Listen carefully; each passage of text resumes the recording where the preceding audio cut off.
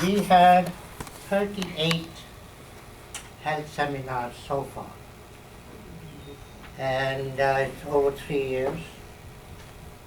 And those seminars, our emphasis is on healthy living. All throughout 38 seminars, this has been our emphasis. Don't let the disease happen. And if it does happen, what are the options? But we don't spend much time on that. And the main thing is primary prevention. And today's topic is slightly different, but very much on healthy living. What we have been talking about, I'll just give you an overview. Whatever we do, different stages of the disease, we don't want to develop risk factors. Now what does that mean? In our life, daily life, whatever we do, does it contribute to high blood pressure? Does it contribute to diabetes?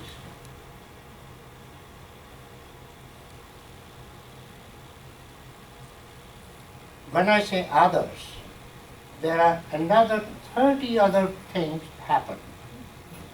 Obesity related, and on and on. So first thing is, don't let these happen the way we live, healthy strategy, and that's what we have been talking.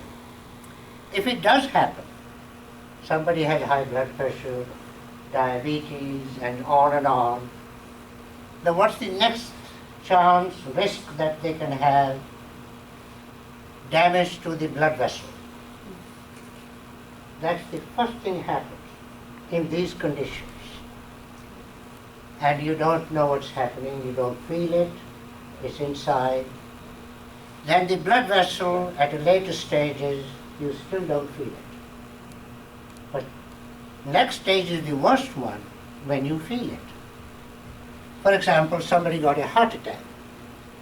Somebody developed kidney problems. Somebody would develop stroke, eye damage. That's way too late. From that stage to this stage, it may take 20, 30, 40 years. So this is the silent phase, and then the phase when we have symptoms is too late. And this comes in the healthy living strategies. Canada, Public Health Agency of Canada came up with various strategies to prevent chronic disease we just talked about.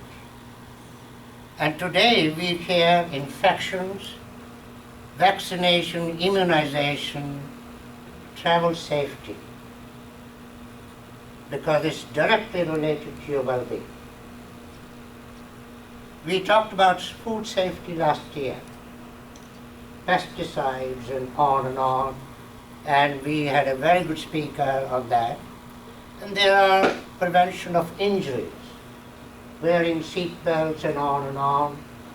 And there's a long list of other healthy strategies. But today, we are going to hear from Atul about healthy strategy for home and travel. Now, Atul is known to all of us, and I was saying before, it's good to welcome the parents rather than the speaker, and it's a privilege. Atul has been a very bright student from RYU, and it shows. He was in Edmonton, now he's in Toronto. You saw him in the last couple of months on television many times.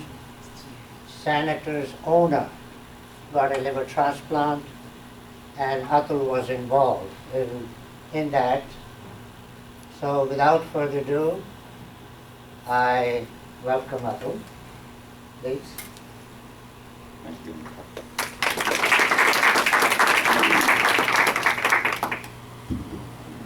Thank you very much. And it's a real pleasure. Things I'm going to cover, I'm going to kind of describe what an infection is and how you get them, and then I'm going to show you how to prevent a lot of these infections. And as Uncle said, prevention is really the best thing with anything, whether it's heart disease, kidney disease, infection. Prevention is always the best thing rather than treatment. So first I'll talk about viruses. And we hear a lot, everybody says, oh, it's just a virus. And so this is what a virus actually is. So this is what they look like. You can see they're actually very complex structures, but they're extremely small.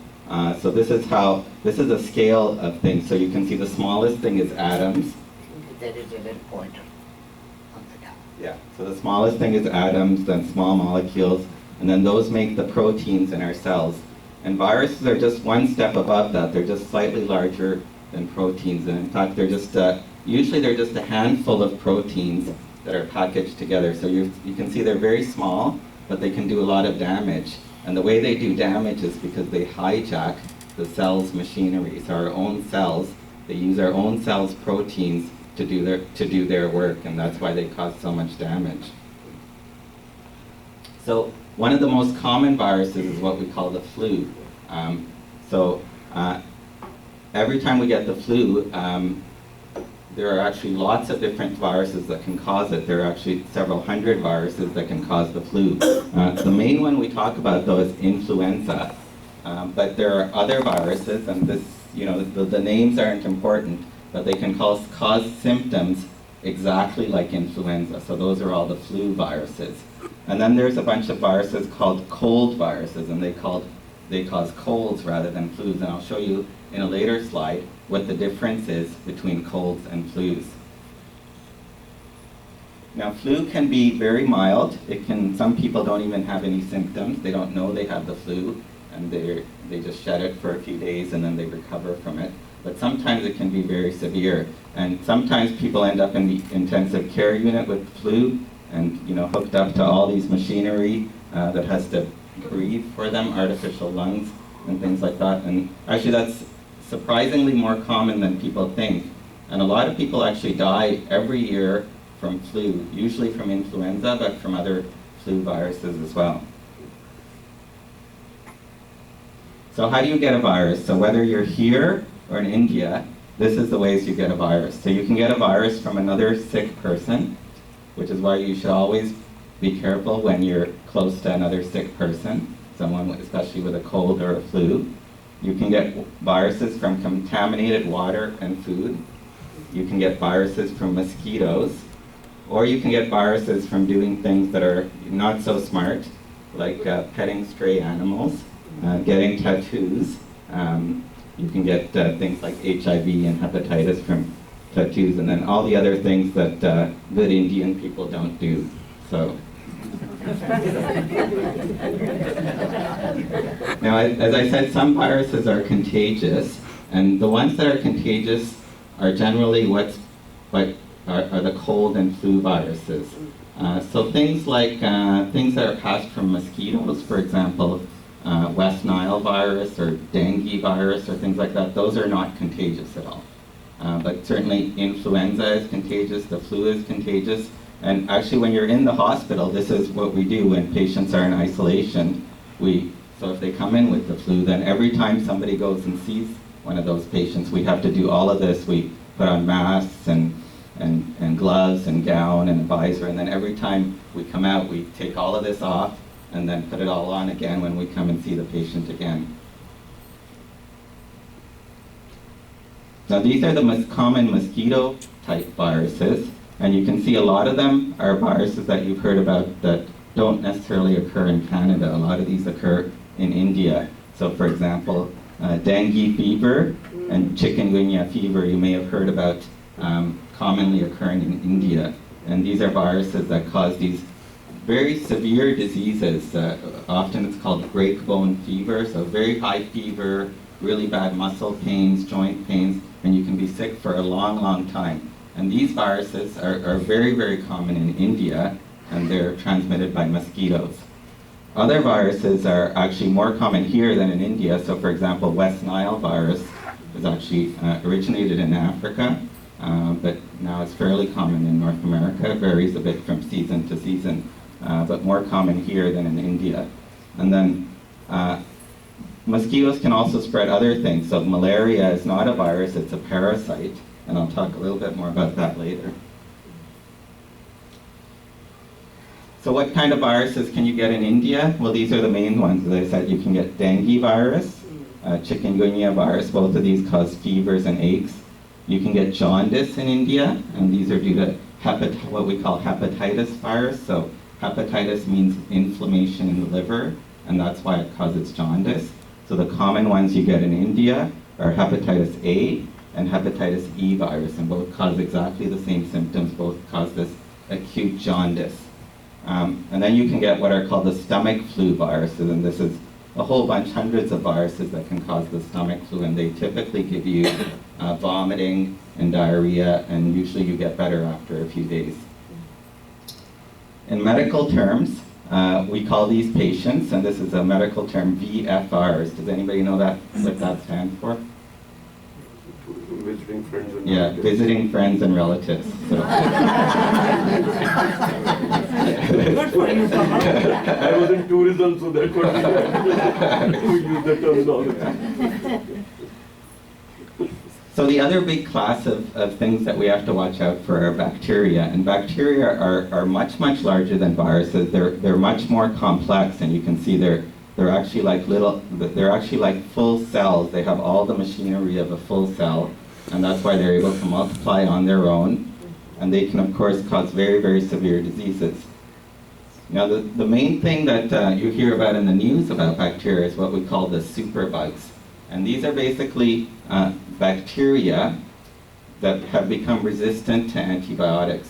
And everybody thinks that there's actually thousands and thousands of antibiotics out there, and in fact there are thousands of antibiotics.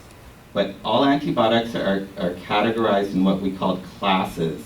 So there's the penicillin type antibiotics, and then there's other classes of antibiotics. And actually there's only a handful of classes of antibiotics. And so when one bug becomes resistant to one antibiotic, it becomes resistant to all the antibiotics in that class usually. And that's why there's now lots of bacteria that are resistant to all antibiotics that we use. And actually we see if you're in the hospital, you don't see this commonly in the community, but if you're in the hospital, we see this all the time. And if you're in India, you see this much more commonly than you see it over here. And these infections can be pretty bad. They can cause pneumonia, they can cause infections in the blood, they can cause skin infections, and they can cause urine infections. Now, why are these so common, and why are they much more common in India? The main reason is overuse of antibiotics. So, here it's relatively hard to get an antibiotic, right? You have to go see a doctor, you have to get prescribed one. But in India and other countries in the world, you can just go to the pharmacist and you can actually just buy antibiotics. And in fact, when I go to visit my cousins in India, they have this little pack of antibiotics, and every time I get sick, they whip it out and they say, do you want this one, this one, this one, or this one? So when people use lots of antibiotics, what happens is the bacteria become very resistant. The other big problem is that antibiotics are used in farm animals. And so all the food that is derived from that has antibiotic-resistant bacteria in it. Travel is very easy nowadays, so you can get an infection in India and you can be back here the next day and spread that infection to all your friends and family. There's patients who are more susceptible, so people are living longer. As they live longer, their immune system goes down. People have diabetes, people are on various medications for cancer or other illnesses that decrease their immune system. And then of course there's medical tourism, not as big a problem in Canada, but certainly elsewhere in the world, patients will commonly travel to India or other countries for procedures, and I'll show you a slide on that a little bit later. Now these superbugs have all sorts of nice names, the MRSA, VRE, ESBL, and you'll be proud to know that there's one named right after our very own country. It's called an NDM, which stands for New Delhi Betalectomies. Being very polite. I was proud of this, but not everybody in India was proud of this. As I said, medical tourism is a problem. So what happens is that a lot of procedures are much, much cheaper to get done in India than they are in the United States, for example. So a hip replacement or a knee replacement is a fraction of the cost. So you can in fact go there, stay in a 5-star hotel, they'll pick you up at the airport, put you in a 5-star hotel, give you your hip replacement, put you back in a 5-star hotel, then you come back here, and it all still costs less than having your hip done in the United States, for example. Or people from the Middle East will commonly go to India for these procedures or for transplants and things like that. And the care is actually excellent. In most of these facilities, the care is actually excellent. But the problem is that patients get these superbug infections, which are really completely out of control in India and in parts of Europe and in many other countries around the world. Now I'm going to talk about parasites a little bit. So there's lots of different types of parasites. They go all the way from one-celled parasites to multi-celled parasites, or things such as worms, or what are called ectoparasites, which are infections found on the skin like lice and things like that. So this is an example that is actually very, very common. So this patient is a VFR who goes visiting friends and relatives, goes to India, but this time he visits all the religious sites. So he does a yatra. And what he does is he stays at many hotels along the way. And one day he develops an itchy rash and comes home to Ottawa, and soon the whole family has an itchy rash. So does anybody know what this might be? Any guesses? So this is actually an infection called bed bugs. Yes. So bed bugs are actually become extremely, extremely common throughout the world. Not only in India, but in Canada and the United States. And if you stay in a hotel like this, you're more likely to get it. But even if you stay in this hotel, you can still get it. So what I always do, and even if I go to like a 5-star hotel in the US or in Canada, but certainly if you go to India or any other country, always check your bed before you sleep in it. And I turn on all the lights and always check your bed before you sleep in it, because if there's bed bugs, then you need to probably get another hotel. Or you can see them, yeah. You may need your reading glasses, but you can see them. They are very small, but you can see them. They call it Khatmal. Yeah, that's right. Yeah. Yeah, and for some reason, and nobody's sure why, but there's actually been a worldwide resurgence of Khatmal, so they're doing very well. So I know India exports a lot of things, but these are the main exports from India, actually, is all these infections that I talked about here. Now, one of the serious infections, one of the most serious ones is, of course, malaria. And a lot of people think that, oh, well, I'm from India, I grew up in India, so I'm immune to malaria. And that's actually not true at all. So what happens is that you do get some immunity during childhood, but that immunity actually wanes very quickly. And by wane, I mean that your antibody levels go down very quickly as you get older. So the vast majority of people we see with malaria are not foreigners who travel to India and come back with malaria. It's VFRs, it's Indians who go to India to visit and then come back with malaria. And the reason is that foreigners tend to take much more precautions, and they tend to take their malaria pills and things like that, whereas most people who travel to India, like our friends and family, tend not to take precautions. Even I have to admit, I don't normally take malaria pills either. So that's why this is something we very commonly see. And what happens is that you don't typically get the fever while you're in India. You typically get it after you come back here to Canada, after a few weeks after you've been back. And this is what it looks like. So we take blood, and we put it under the microscope. This is called a malaria smear. And this is the normal one. This is what red blood cells look like, and this is the abnormal one. So you can see these things, these kind of little blobs inside the red blood cells. Those are the malaria parasites. And what happens is that this can make you really sick because it can go to the brain, and it can cause something called cerebral malaria that can be fatal. And so you might ask, well, what's my risk of getting malaria? And this is the average risk for a VFR. So if you go to India, and if you stay for 1 month, and you don't take anti-malarial, so that would be kind of an average trip for somebody, the risk of getting malaria is about 1 in 250. So it's not astronomical risk, but it's a high enough risk that a lot of people do get malaria from India. And you can see if you go to Africa, the risk is much higher, or if you go to places like Papua New Guinea and around there, around the Thai-Cambodian border and those places, it's much higher. So how do you prevent malaria? Well, malaria is spread by mosquitoes. Remember, it's not contagious. It's spread by mosquitoes, so if you wear full-sleeve clothes, then it helps you protect you against malaria. But obviously, it's hard to do in India, where if it's really hot, it can be very hard to do.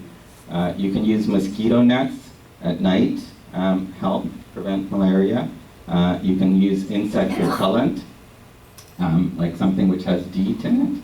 And you can either spray that on your skin, or you can spray it on your clothes also. And that helps prevent malaria. And you can take malaria pills. And typically you need to start before and take them while you're there, and then take them for a period of time after. Now, the most common thing you get in India is traveler's diarrhea. And this guy, this is a real photo, which I downloaded this from Google, but this is a guy I actually went to almost every single day when I was a kid in Udaipur. And his name is Babulal, and he sells golgappas. And see, what he has is this. You'll see right at the bottom here, he has this bucket hanging there. And that's how he cleans the dishes, right? So he takes the dish after you've used it, he dips it into the bucket, and then he gives it to the next guy, right? So you can see it's very tasty. I mean, so what we used to do is we used to bring our own plates and our own utensils and stuff. Well, you don't need utensils for Golgappa, but we used to bring our own plates to eat here. And these are called by a number of names, Delhi Belly. So every country has its own name for traveler's diarrhea. So in Egypt, it's called Mummy's Tummy, Montezuma's Revenge, Kabulitis in Afghanistan, tidal wave in Thailand. So every country has its own name for traveler's diarrhea. And this is what causes traveler's diarrhea. So usually it's either a bacterial infection, so something called E. coli, which is a bacteria we all actually have in our gut. But this is a special version of it that produces a toxin that causes traveler's diarrhea. And then a lot of them are due to viruses, and occasionally they're due to, people always say, somebody in India who had amoebiasis. That's what this is. It's a parasite that causes diarrheal illness.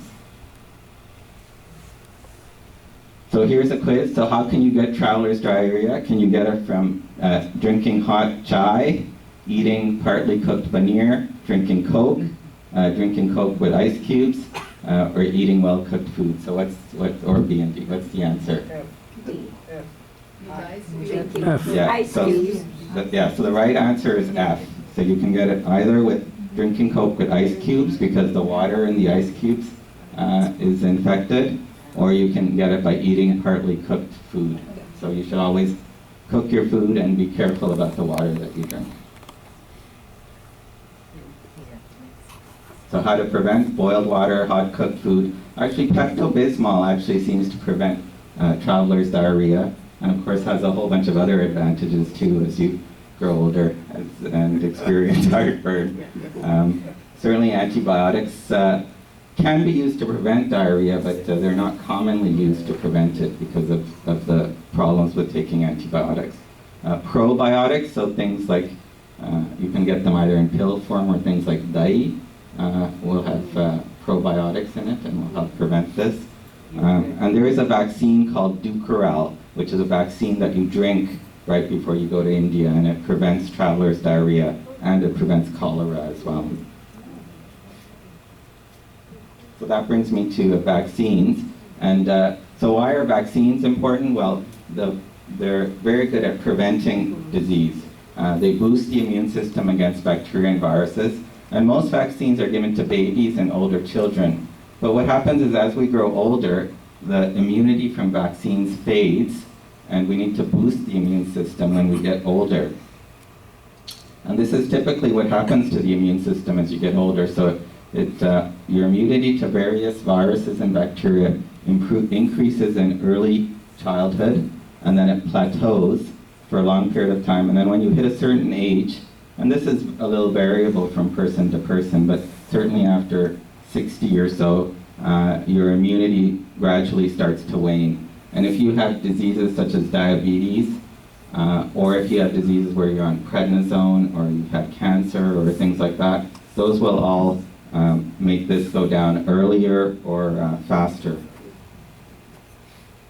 So the common vaccines that adults should get, these are the three common ones. One is the flu shot, which you should get every year.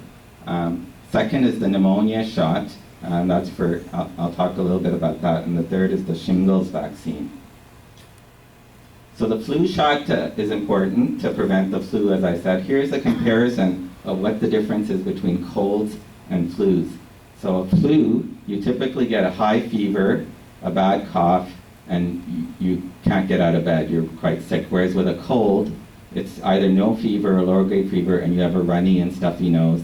And usually you can feel like you can go to work with a cold, but you feel like you can't go to work with a flu. And that's the difference between those two. So some common questions.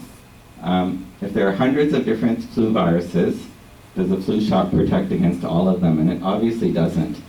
Typically it only has 3 strains of virus in them, and these 3 strains are the most common influenza strains circulating in the world in the past year, and that's how they make the virus. And the WHO, the World Health Organization, actually goes through a lot of trouble to track influenza viruses and to make the vaccine based on their best guess of what will be in the coming flu season. So the other big question is, can I get the flu from the flu shot? And actually there's no way you can get the flu from the flu shot, because the flu doesn't have whole virus. It only contains parts of the virus, little pieces. So there's no theoretical basis to even get the flu from the flu shot. Who should get the flu shot? Well, currently the recommendations are that anyone older than 6 months can get the flu shot. What if you're allergic to egg? Well, the flu shot does have egg protein, so your doctor can determine how severe the allergy is. Now, if you're a strict vegetarian, I don't know the answer to that. Why does it have to be given every year? So the problem is that the immunity fades over that year. And also new types of flu viruses start circulating, so it doesn't protect you the following year. And does it ever happen that the vaccine doesn't protect with the flu that's going around? And it does happen, and it happened last year, where the vaccine was actually very minimally effective, about 15% effective, which, usually, why get a vaccine if it's only 15% effective? And the reason it's not effective every single year is because they're guessing what flu strains are going to circulate that year. And they have to guess beforehand so that they can make the vaccine in time for it to be ready for the flu season. So it doesn't always work, but it's still probably worthwhile getting.